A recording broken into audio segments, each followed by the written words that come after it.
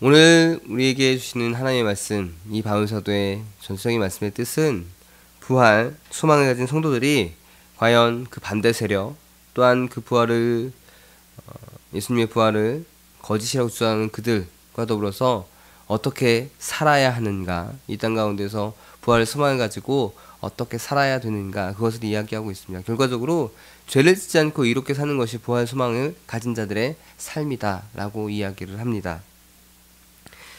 어떤 사람에게 그의 소속을 묻고 소속을 확인하는 것 중요한 일입니다.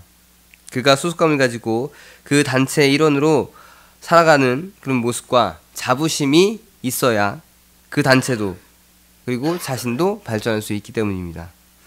그런 소속감이 없는 사람들이 모인 단체는 하나로 모아지지도 않고 또 흐트러지게 되고 그곳에 있는 구성원들조차 아무런 의미가 없는 모습이 되어버리고 맙니다.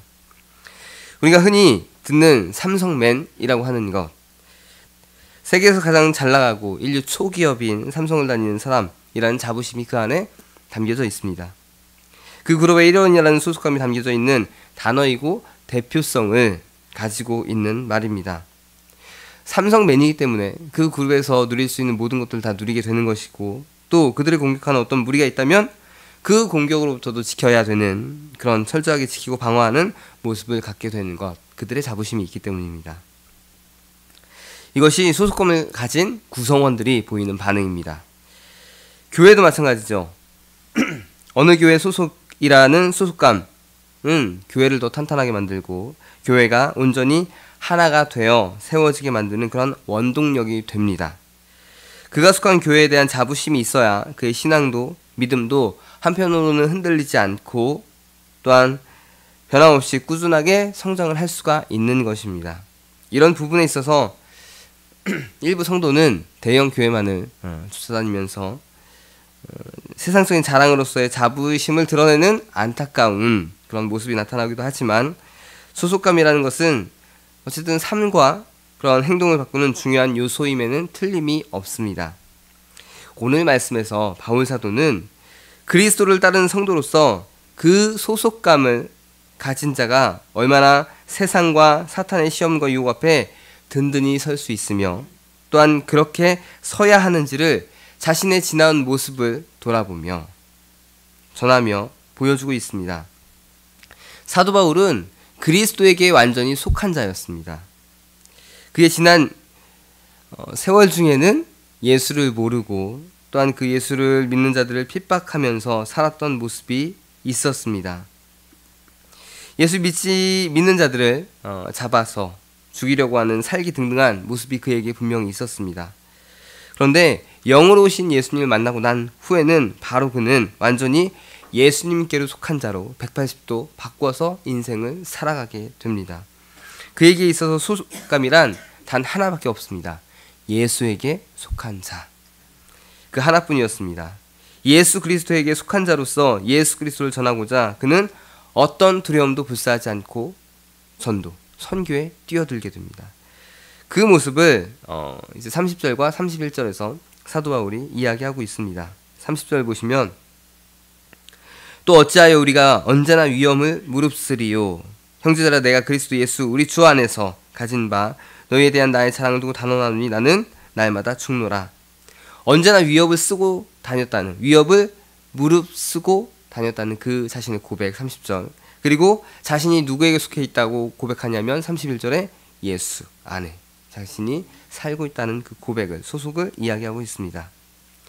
사도 바울은 부활의 소망을 가지고 있었기에 복음 전도 시 모든 위험과 고통을 당연히 감내할 수가 있었습니다.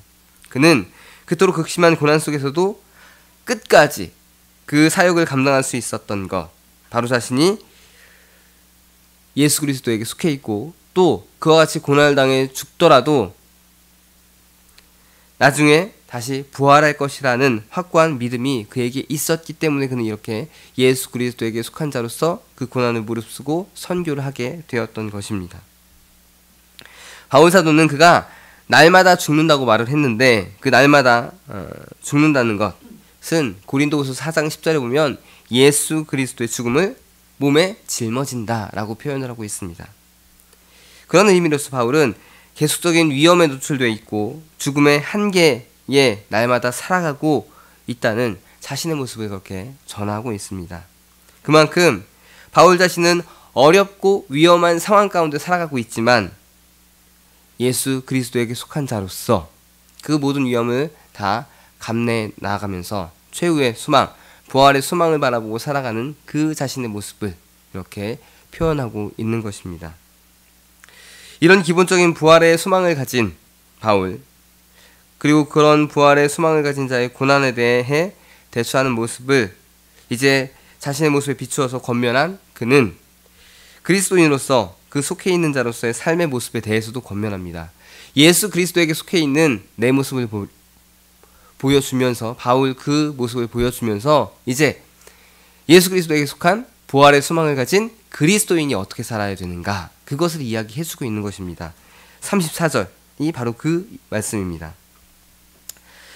깨어 의를 행하고 죄를 짓지 말라. 하나님을 알지 못한 자가 있기로 내가 너희를 부끄럽게 하기 위하여 말하노라. 사도 바울은 예수 그리스도에게 속한 그리스도인의 그 마음을 가진 성도들이 부활의 소망을 가지고 깨어서 의를 행하며 죄를 짓지 않는 모습을 가져야 된다고 이렇게 이야기를 하고 있습니다. 그리스도께 속한 성도는 분명 부활의 소망을 가져야 합니다. 그리고 모든 어려움을 감내할 수 있는 그 마음을 굳건히 또한 가져야 합니다. 그런 자로 세상에 대해 자신의 신앙을 위협하는 모든 상황에 맞서 죄를 짓지 않고 의롭게 살아가는 것, 그것이 부활의 소망을 가진 그리스도인이 보여야 될 모습입니다. 모든 고난에 대해서 끝까지 참고 기다리는 것은 오직 예수 그리스도에게 속한 자만이 할 수 있는 모습입니다. 부활의 소망을 가지지 않고 있는 자들에게는 그 참는 것, 기다림의 모습이 나타날 수가 없습니다. 왜냐하면 죽은 다음에는 아무런 의미가 없으니까 이 땅에서 모든 것을 다 해결하려는 그런 모습이 더 강하게 나타나는 것입니다. 이 당시 고린도 교회 성도들을 향해서도 그들이 오직 예수 그리스도의 부활에 신앙에 집중하고 그 부활의 소망을 가지고 이 땅에서 모든 고난을 견디며 살아낼 것을 사도 바울은 지속적으로 이야기를 하고 있습니다. 그런데 그 중에 고린도 교인 중에 일부는 그 부활 신앙에 집중하지 못했고 다른 것에 집중했습니다. 특별히 12장에서 14장은 은사에 집중하면서 교회를 어지럽게 했던 자들이 나타났다고 말씀드렸죠. 그래서 그들이 그리스도의 신앙의 중심, 부활로 다시 돌아올 것을 15장에서 이야기를 하고 있고, 그러면 쭉 그 이야기를 하면서 지금 부활의 소망을 가진 너희들이 되길 바라고, 그 부활의 소망을 가진 너희들은 죄를 짓지 않고 의롭게 이 땅 가운데에서 고난 가운데 살아가야 된다라고 이야기를 하고 있습니다. 그게 바로 그리스도인으로서, 그리스도에게 속한 자로서의 자부심을 가진 모습이라는 것입니다.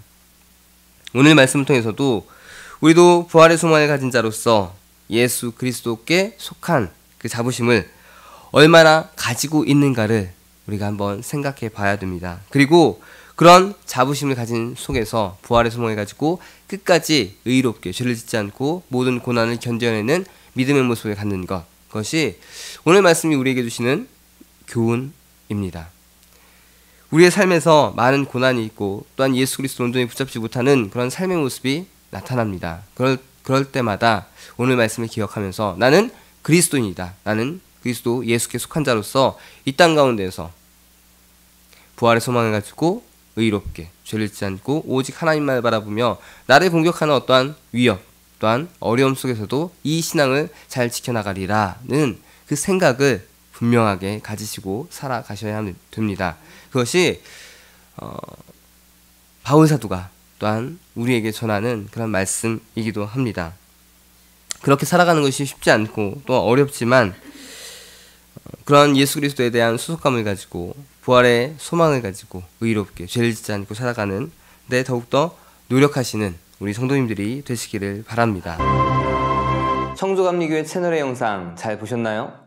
저희 교회 예배에 함께 참여하고 설교 및 다양한 영상을 보고 싶으시다면 화면 오른쪽을 눌러 청주감리교회 채널을 구독해 주시기 바랍니다. 주일, 수요일 새벽 예배 라이브 방송과 지난 설교, 그리고 교육부서의 예배 등 다양한 소식에 빠른 알람을 받으실 수 있습니다. 청주감리교회 유튜브 채널 구독과 좋아요 기억해주세요.